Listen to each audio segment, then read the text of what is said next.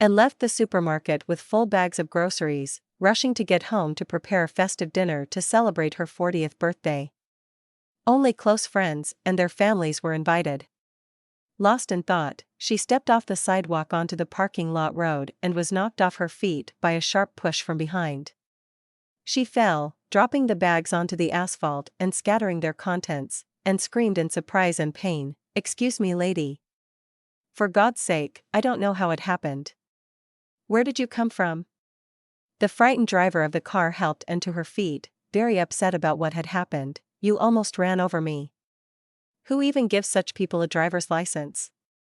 And exclaimed, rubbing her injured hand from the fall, "Well, you're good too." "You should have looked around," protested the stranger, and gave him a fiery look. The man lowered his tone, "I'm sorry, I was wrong. Let me take you home. I'll get the groceries now." The man, picking up the bag, began to collect the scattered products, and, coming to her senses a little, realized that she was partly to blame for the accident. She softened her tone a little. "You're right, it's my fault. I was lost in thought. This is the result. If you could give me a ride home, I would be very grateful. My name is Matthew." The man smiled and held out his hand to the stranger, and she replied, smiling. On the way home, Anne and Matthew had an easy conversation. "Your husband is lucky, beautiful, smart wife. Unfortunately, I was not so lucky. My wife left me with a little daughter in my arms. That's how we live." "Do you have children?" Anne's face changed at the question. The question of children was her pain. Having been married for a long time, she never managed to become a mother. Of course, and was not going to talk to a stranger about this, and she replied briefly, "No, we don't have children. We've arrived. Thank you for the ride. Have a nice day." The car stopped at the high gate, behind which was a large beautiful house, and, "I'm sorry if I offended you," Matthew said, noticing that he had upset the new acquaintance, but he did not understand what exactly. "No, you forgive me. My nerves have been giving way lately." "Thank you again," and quickly unpacked the groceries and started preparing dinner. When the table in the living room was already set and there was very little time left before the guests arrived, and called her husband, but he did not answer the call. She sighed heavily. Lately, her husband had been staying at work until late at night. He often got irritated at all of Anne's questions and said he had a critical project. With time, Anne got used to her husband not being at home and learned to live with it. There was a doorbell on the intercom. Looking at the screen, Anne saw Gwen and Wes smiling. They had been friends with the couple since their college years and were probably the only friends of Anne and her husband. Christopher preferred not to let strangers into their home and life, except for friends from their youth, and, "You are such a beauty. It seems like you are forever 25, no more," said Gwen admiringly. "You are wonderful. Happy birthday, dear. This is for you." Wes handed a beautiful bouquet to Anne. "And where is our hard worker? Is he not here yet?" "Well, you know, it's always urgent projects, meetings, and business for Christopher," and replied, "I don't understand how you can endure such a life. You're always alone. Maybe you should go to work?" Wes is actually looking for a new specialist, and as you know, finding a good architect is as difficult as finding a surgeon. "I remember you were the best in the course," Gwen suggested, feeling the oppressive atmosphere in her friend's home. "I would be happy to, but you know that Christopher is against it," and replied, "Forgive me, of course, but I will say what I think about it. Christopher is selfish, and you are foolish. Don't you see that he has turned you into a housekeeper and spends his time when he wants? It's so convenient for him." Gwen expressed her opinion. "Well, my dears, I am glad to see you. Please come to the table. As for Christopher, I hope he can join us soon."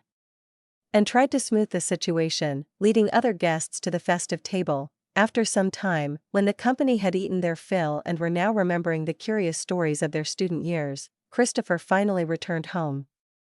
The man was serious and smiled at the guests more out of politeness than joy. "Christopher, you could have come earlier today. We haven't seen each other for so long, and it's your wife's birthday today." And where are the flowers for the hostess and beloved woman? Gwen couldn't remain silent when she saw Christopher walk into the room empty-handed. I am also glad to see you, but work doesn't wait. Wes probably understands me, the man replied, showing everyone that he did not like listening to such speeches. I didn't have time to buy flowers. I was rushing, as you see. And, happy birthday, thank you, dear. And opened the box and smiled sadly. Christopher never bothered about getting her a gift.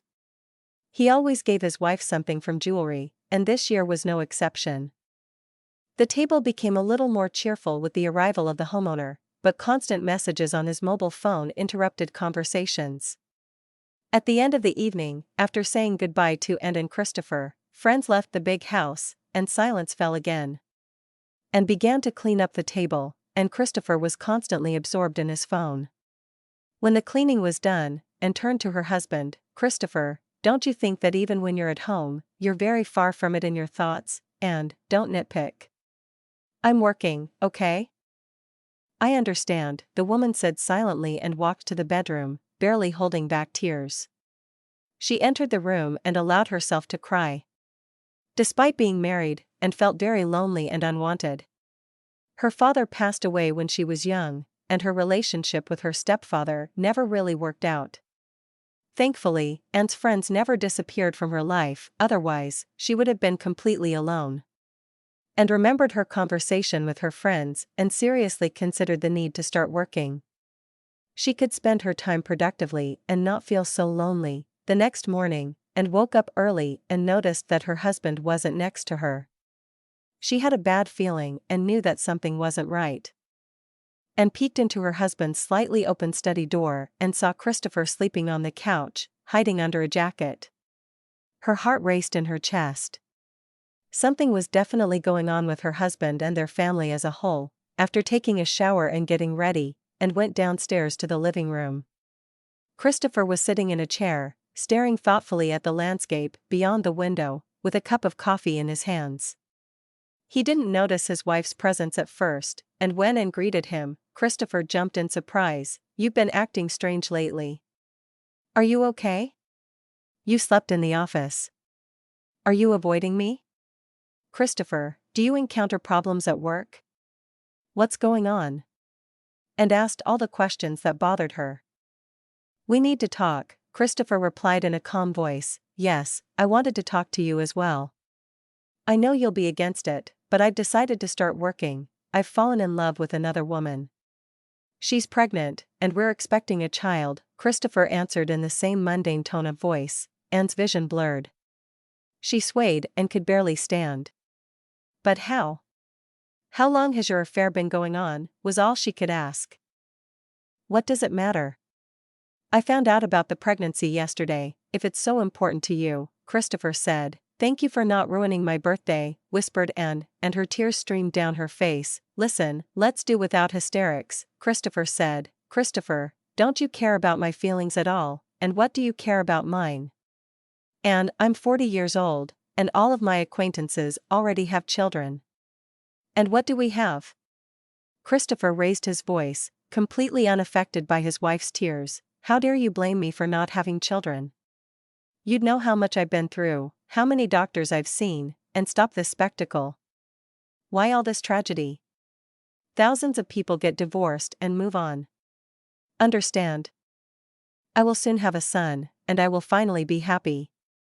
Tonight when I come back, we will discuss the details of the divorce, Christopher said and left, slamming the door behind him, and collapsed on the floor, crying from pain and humiliation. Christopher decided that the first thing he would do was to stop by his mistress, Ellen, and let her know that he had finally confessed everything to his spouse and that they would soon get divorced. He planned to legalize his relationship with Ellen afterward. Christopher used his key to open the door to the apartment he rented for Ellen, but was surprised to see her packing her things in a huge suitcase. I'm home. Why isn't anyone greeting me? And what's going on here? Are we going somewhere? He asked with a smile. Ellen was surprised to see Christopher. Ah, hi, darling. I didn't expect you so early, she said. So, you didn't answer me. Are we going somewhere? Christopher asked, twirling Ellen in his arms. The young woman pouted theatrically. Christopher looked at her questioningly. Yes, we're going to your beautiful country house where your wife is currently enjoying life. Well, dear, she has nowhere else to go for now. I have to buy her an apartment, understand?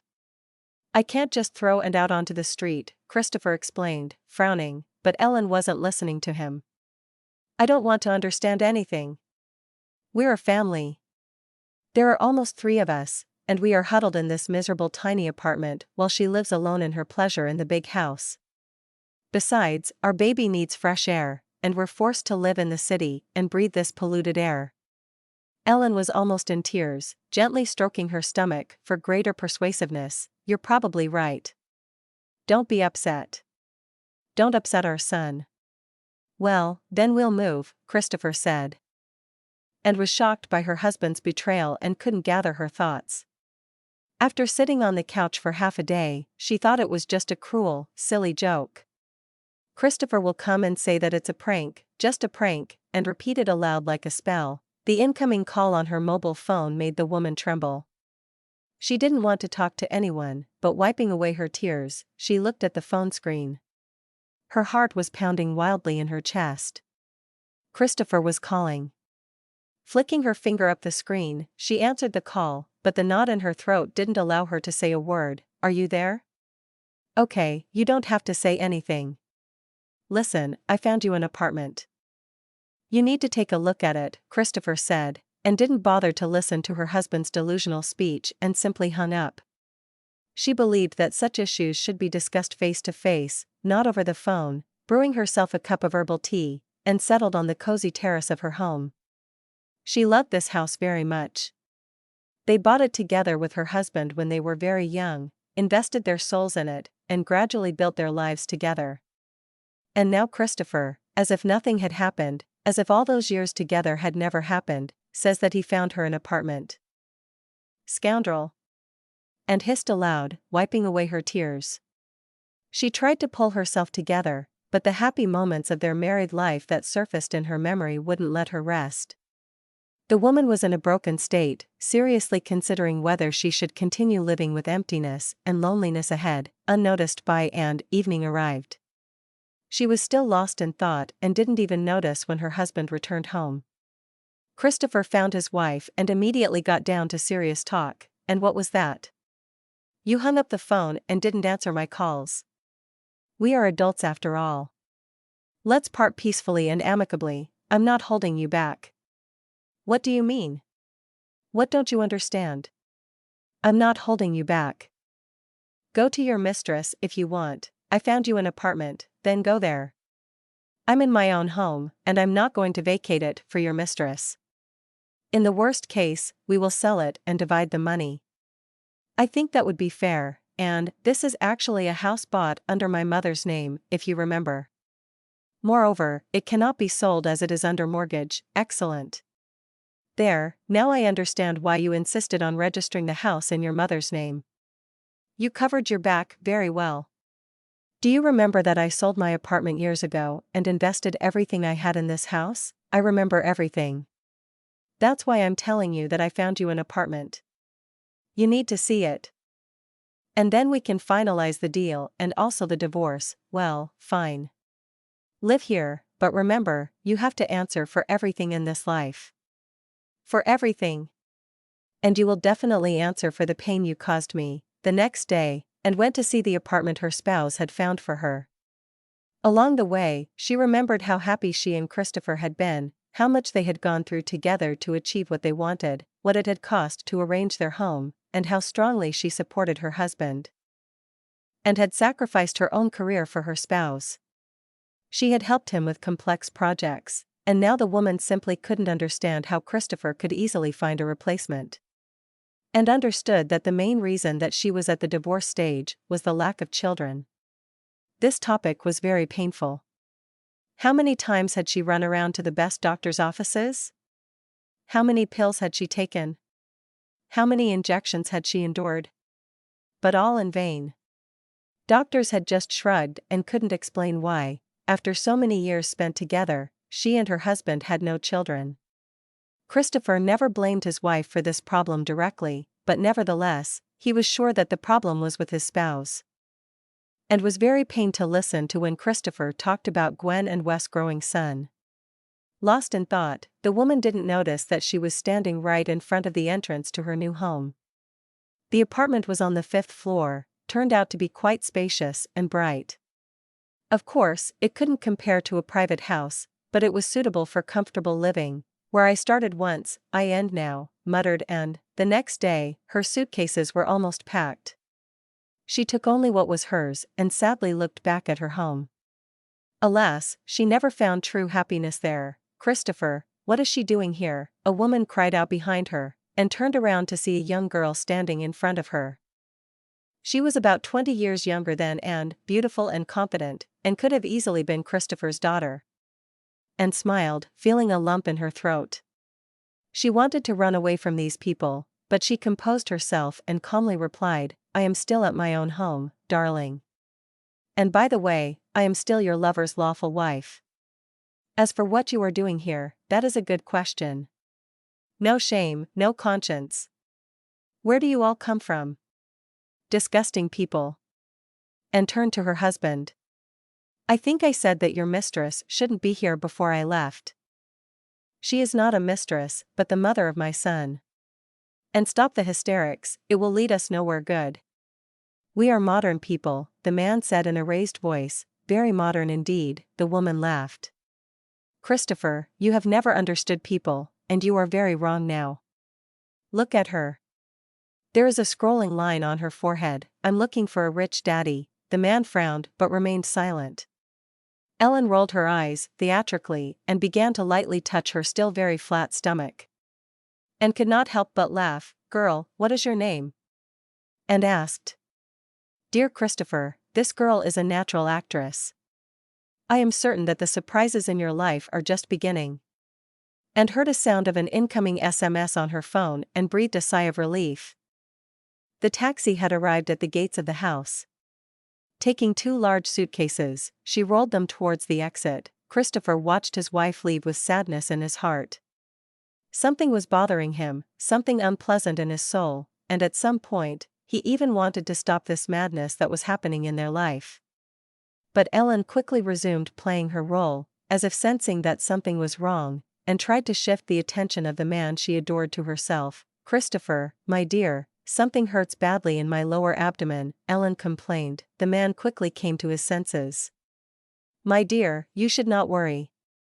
Rest and stay in peace and quiet, as the doctor said, remember, said the man and, holding the waist of his beloved, he gently sat her down, and left the walls of her once beloved home, holding on to her dignity until the end. It was unbearable for her to see the woman who destroyed their family being treated with such tenderness and care by her husband. And what awaited and herself ahead?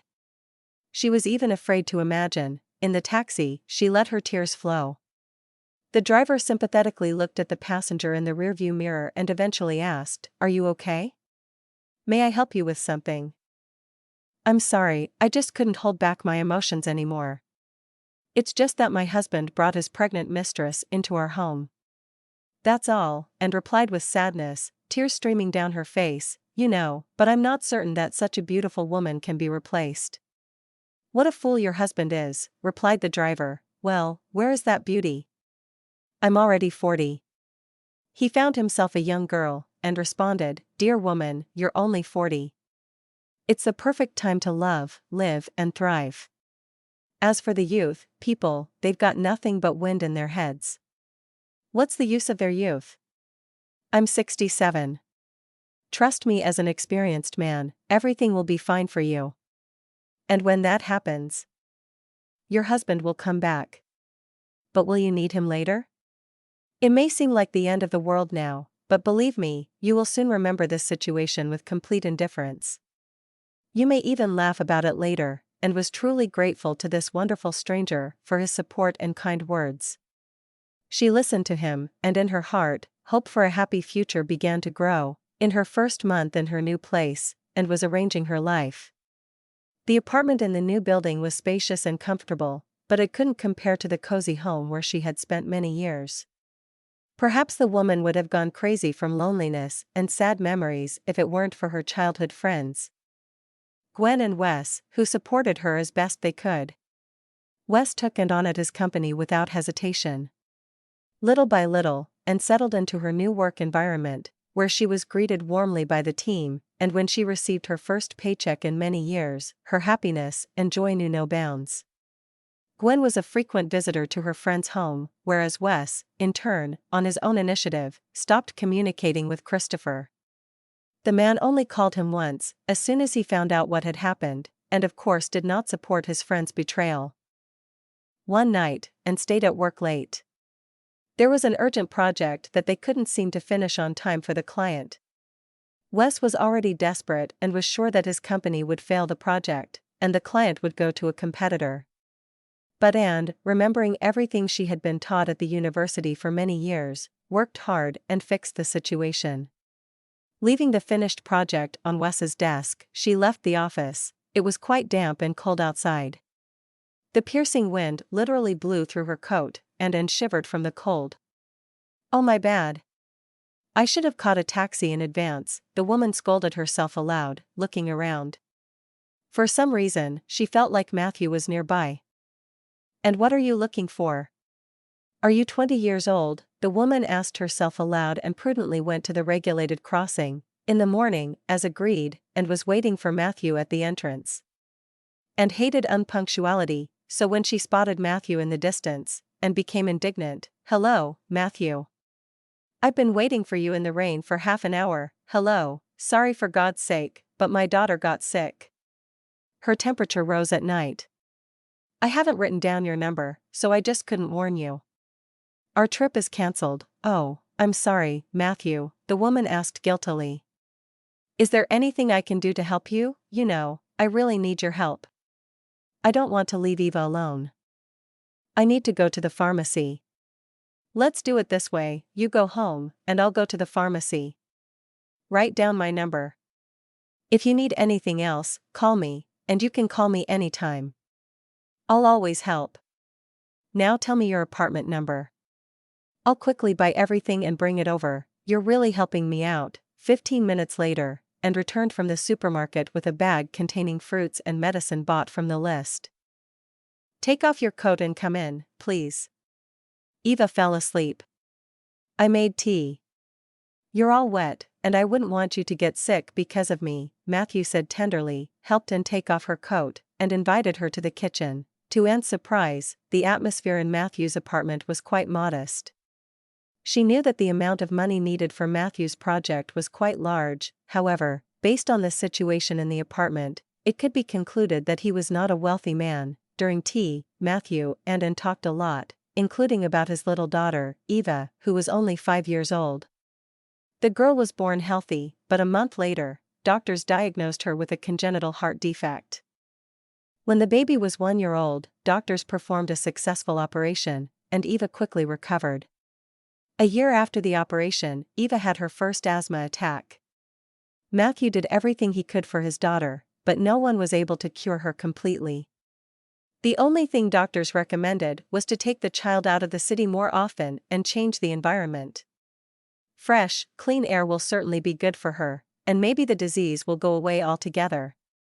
She will grow up and be completely healthy. That's why I thought building a house now is the way to go. The only problem was that the house would be practically by the river. You're the only one who could solve that problem. Matthew, please excuse my curiosity, but what do you do? Where do you work? It must be difficult to raise a daughter alone. You're a mom and a dad to the little girl. Well, of course it's very difficult, sometimes especially when my daughter is sick. I'm terribly worried. When Eva is healthy, I take her to daycare and go to work myself. I'm a mechanic at a technical service station. How do you manage to do everything? I'm used to it. I can't afford not to manage everything myself because there's no one else to take care of Eva. We're trying to do everything together. Now we're eagerly waiting for the construction of our dream home to begin. When we finish, I hope everything will get easier. My childhood friend built a sawmill in the village not far from my plot. He says he really needs me as a good woodsman. Wow, Do you understand this kind of work? And was surprised. Of course, my father did it all his life. We had a profitable wood processing business. By the way, I'd been in this area since I was a child. But when my mother died, my father eventually met another woman and sold everything. I didn't even think about doing this business. I just wanted to leave for the city. My father gave me a large sum of money from the sale of the business. I graduated from agricultural college. I know everything about forestry. I became a car mechanic because my profession wasn't in demand in the city, but I made good money, enough for me and Eva. I still plan to leave the city and do what I love, and listen to Matthew with admiration. She had never met such simple and sincere people in her life, except for Gwen and Wes, of course. Matthew shared a lot about his plans for the future. And liked everything about him: his sense of humor, simplicity, way of communicating, care, and attention.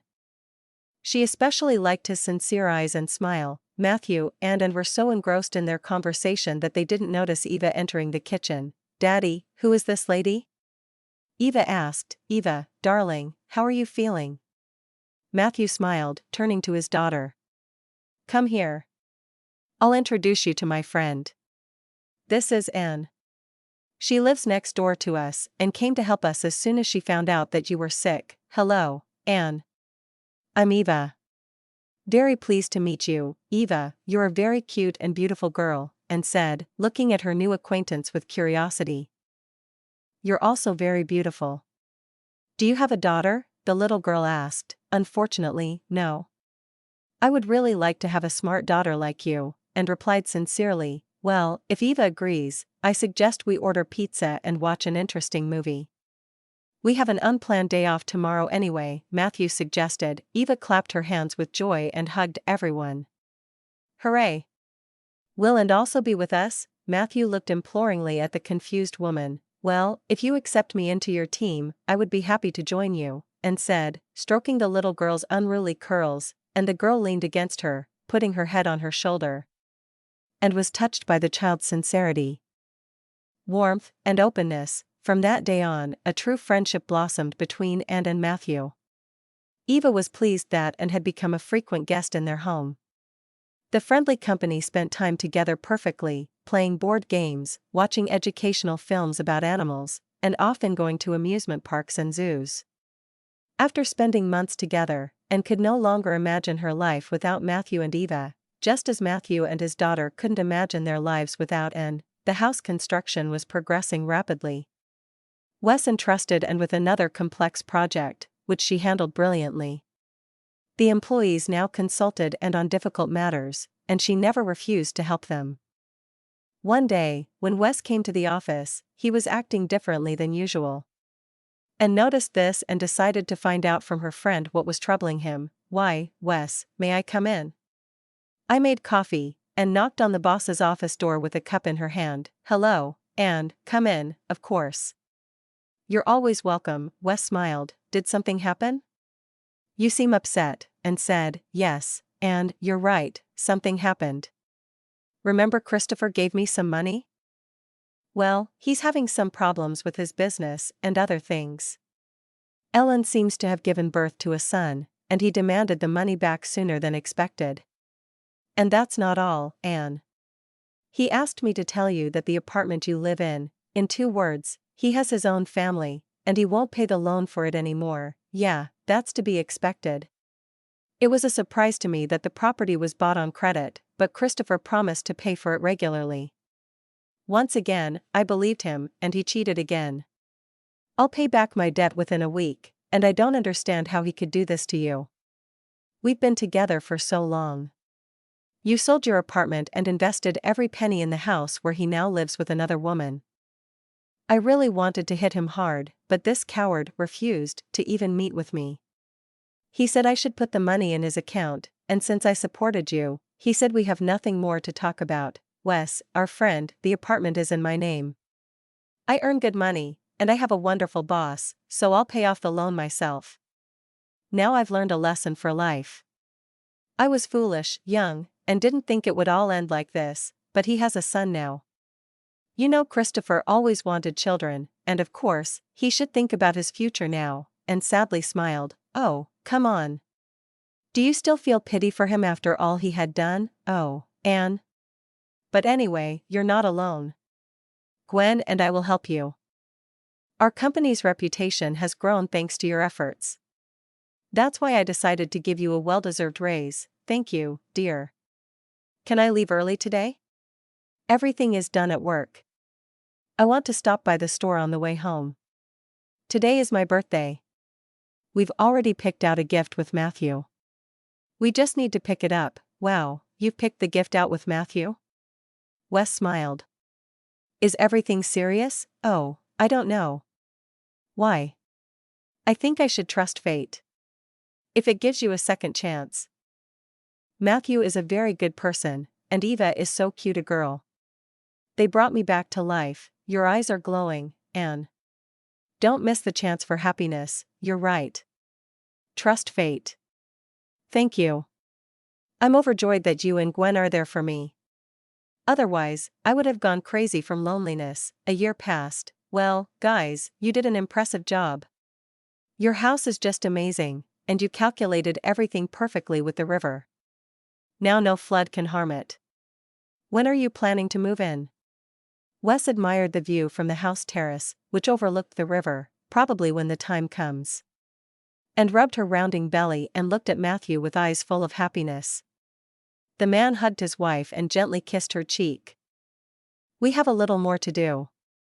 The workers are finishing the work inside the house, and that's it. Besides, and I had decided to live in the city until the baby is born, and then we'll think about moving. Great job, guys. I'm thrilled for your new family, said Wes. Oh, Wes, I never thought a person could be so happy, and summed up, you're a bright example, dear. Matthew, don't hesitate to ask for help.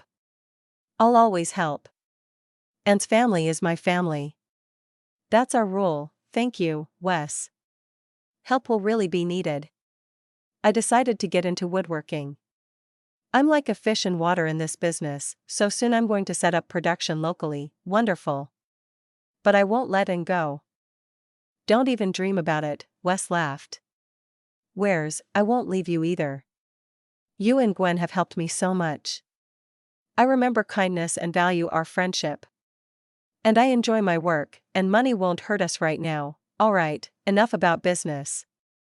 Let's go see Gwen and the kids. They're probably missing us. When they returned home, they saw the children playing with the ball. Gwen was setting the table. She brought the treat, having prepared it in advance at home. By this time, the life of the abandoned, cheated woman was gradually getting better. The apartment issue was resolved thanks to a lawyer hired by Wes. Thanks to the decent payment for her work, and diligently paid off the mortgage on the property. She married Matthew 6 months after they met, and Eva was pleased that she now had a mom like all her friends. They developed warm, trusting, friendly relationships that many girls could envy. Matthew adored his wife and appreciated her contribution to raising his daughter. Eva was happy that she would soon have a brother or sister. Together with Anne, they went shopping and bought various baby items for the future baby. And could no longer imagine another life without Matthew and Eva. One day, when Matthew went out of town, and went for a planned appointment to the woman's consultation, Gwen kindly agreed to stay with Eva, especially since her son Tommy was eagerly waiting to play with his new friend again. And left the woman's doctor's office in a good mood. The baby was developing well. The heartbeat was normal, and despite the future mother's age, no pregnancy pathologies were detected. As she left the clinic, the woman decided to go to the mall and look for toys for Eva and Tommy. However, an unpleasant surprise awaited Anne at the shopping center. She came face to face with her ex-husband, Christopher. Who? The man froze upon seeing her pregnancy. Anne? How? Yes, my wife didn't grieve for long. Glad to see you. The man couldn't even express his thoughts, his surprise. Hello, Christopher. It's not your business at all. I heard your son was born. Congratulations. I'll say it's good to see you, but it's not. I need to go. Goodbye, Christopher. and continued on her way, and Christopher stood still for a while, watching his ex-wife go. When he returned home, his little son ran to meet him. Ellen sat on the couch in the living room, all her attention focused on the phone screen. "Hi, Alan. Are we going to have dinner?" Christopher asked from the doorway. Ellen gave the man a dissatisfied look. "I asked you to transfer money to my card." "Did you forget?" she asked, ignoring Christopher's question. "Ellen, is that all you want to say to me? You've been acting strange lately." "Is everything okay with you?" "I'm not strange, Christopher. I just don't like it when you ignore my requests." "This is not a request. It sounds more like a demand. I'm having difficulties at work. We need to be smart with our money, not like you're used to. You have been married once to someone who handled the money wisely." "And how did it end?" "I need to update my wardrobe. I don't want to look like a slob like her." "Shut up. And don't you dare talk about Anne. You're not worth her little finger. If it weren't for our son."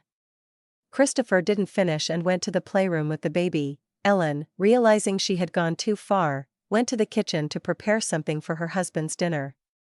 Christopher tried to calm down, focusing his attention on his son, but what the 2-year-old had told him had left some doubts in the man's mind. The little boy shared with his father how he spent his day, telling him in his own childish way that he had ice cream and played with his uncle. That night, Christopher put off the unpleasant conversation with his wife, but asked what they had been doing today. Ellen answered vaguely that they had stayed home all day. At night, Christopher couldn't get it out of his head. He noted to himself how good she still looked and how pregnancy suited her. The thought that his ex-wife was happy with someone else drove him crazy. A sudden wave of unfounded jealousy overwhelmed him again and again. The next day, Christopher went to work as usual. Unexpectedly, he said to Ellen as he left the house, "I sent you the money you asked for on your card, so update your wardrobe." After hearing these words, Ellen smiled and literally jumped on her husband, wrapping her arms around his neck. "My dear, thank you. I love you, my love. See you tonight," said Christopher. He carefully pushed his wife aside and left the house. Until evening, the man did not go to work that day. Instead, he decided to follow Ellen to see if she really would go shopping with their son, and soon he got very disappointed because he caught his spouse in the act of deception. As soon as Ellen left the house with their son, Christopher set off after her. He drove cautiously so as not to be noticed. It was immediately alarming that his wife went to a residential area of the city where she parked the car in front of a 10-story building, took their son in her arms, and went inside. Christopher patiently waited for her to come back out, which didn't happen until closer to the evening. Ellen left someone else's house accompanied by a young man carrying Christopher's son on his shoulders. Christopher barely contained his anger but didn't reveal himself.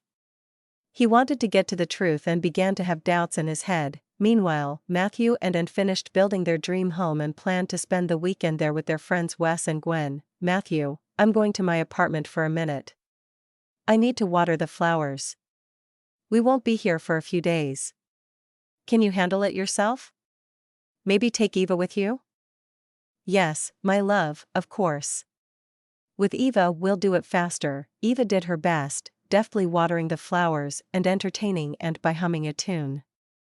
The sudden knock on the door didn't surprise the woman with the child. "It's probably Daddy. Please open the door, dear, but first ask who's there," and turned to the little girl. "Okay, Mama Ann. I'll be right there." Running to the door, Eva asked who was there. Hearing a stranger's voice behind the door, she immediately called for Anne. When the woman looked through the peephole, she was very surprised to see an uninvited guest. "Christopher? What are you doing here?" the woman asked, opening the door. "We need to talk." "I'm a fool. Forgive me, I apologize for what I've done to you. Let's start over, please," and looked at Eva and smiled at her. "Eva, go check if we watered all the flowers together. I need to talk to this person for a few minutes." The little girl obediently nodded her head and disappeared behind the door of the room. "Christopher, are you out of your mind? I have a different life now. I'm expecting a child with my beloved. Once upon a time, you said you were finally happy and you were about to have a son. Remember? Well, now I understand what you meant. Christopher, I'm finally happy. I have a daughter, and another child is on the way. I don't love you. I let you go a long time ago, and no, you can't. I was a fool. I'm divorcing Ellen. She lied to me from the very beginning. She was with me for the money. My son, he isn't mine. It's all a long story. I did a DNA test. Ellen gave birth to a son by another man, and the worst part is all this time while I wasn't home, she was spending time with the boy's biological father. Ellen provided for her lover at my expense, and I'm all alone now. Forgive me and come back to our home. Remember how happy we were together there? I will love your child as my own. I will be lost without you. Christopher looked hopefully at his ex-wife. Now you understand how I felt when you betrayed me, only. Christopher, let's be honest. I was a faithful wife. I never betrayed you. You destroyed everything yourself. So it turns out that the fact we didn't have children is not my fault at all. Christopher, you got what you deserved, but it came back to you like a boomerang. Leave and never dare to come here again. I will never come back to you. Christopher was in despair. The apartment door opened, and Matthew appeared on the doorstep. He had unintentionally overheard the conversation between his wife and her ex-husband. Dear, you and Eva were gone for a long time. I decided to check if everything was okay, he said. Wes and Gwen have already arrived, and Tommy couldn't wait for Eva. Having said this, Matthew looked sternly at the uninvited guest. And what are you doing here? Actually, I bought this apartment. I have the right, Christopher replied. Oh, what a wretch you are. This apartment belongs to my wife and only to her. Have you forgotten what it means to be a man? What other rights do you dare to claim here? Matthew sharply interrupted Christopher. Christopher, it's better to leave. It's all over, said and there was nothing to say. Christopher couldn't hold back a tear rolling down his cheek.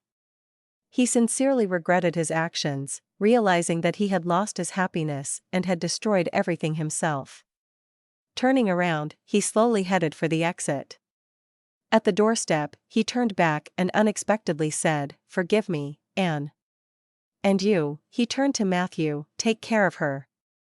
There is no one like and in the whole wide world. Don't worry, I won't miss my chance at happiness," Matthew replied coldly and, closing the door behind the guest, went to his wife. "Are you okay?" he asked. "Yes, everything is fine," and answered and closed her eyes with pleasure in the arms of her beloved.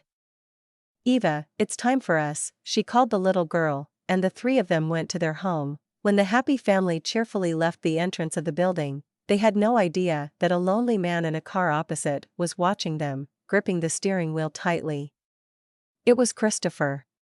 He just sat and watched Anne and her family disappear, knowing that he would never have her again. 3 years passed, and a company of happy people came to spend time in pleasant company on the bank of the river in a cozy paradise corner. Matthew and Wes were busy at the barbecue. Tommy helped Eva teach her younger brother how to ride a 3-wheeled bike. Anne and Gwen watched their loved ones lying on soft lounges by the riverbank. "I look at my family and can't believe how happy I am, Gwen. It's scary to even imagine how I would live without them. Oh, and I don't think it could have been any other way. You deserve your happiness. Don't be offended, but I even envy you in a good way. Every day spent together is like a honeymoon." Yes, Gwen, you're right. It's like wings sprout from your back. Matthew is a great man. He has his production set up, and work is booming. By the way, I'm almost finished with the project of your dream house, so we'll live nearby and see each other more frequently, said Anne joyfully. Girls, the meat is ready. Let's eat while it's hot.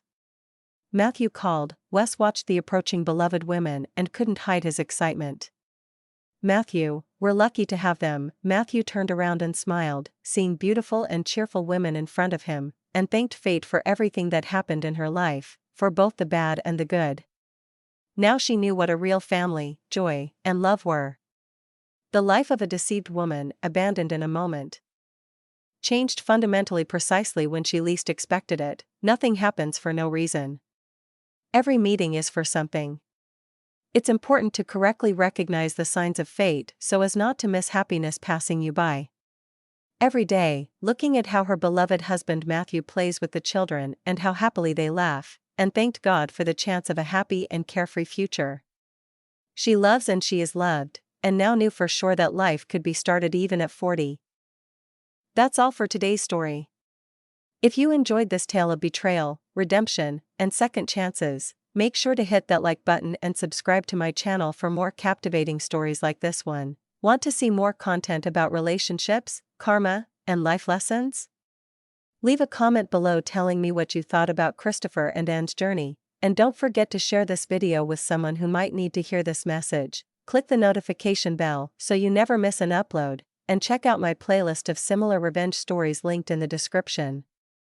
Remember, sometimes life's biggest disappointments can lead to our greatest happiness. Thanks for watching, and I'll see you in the next video.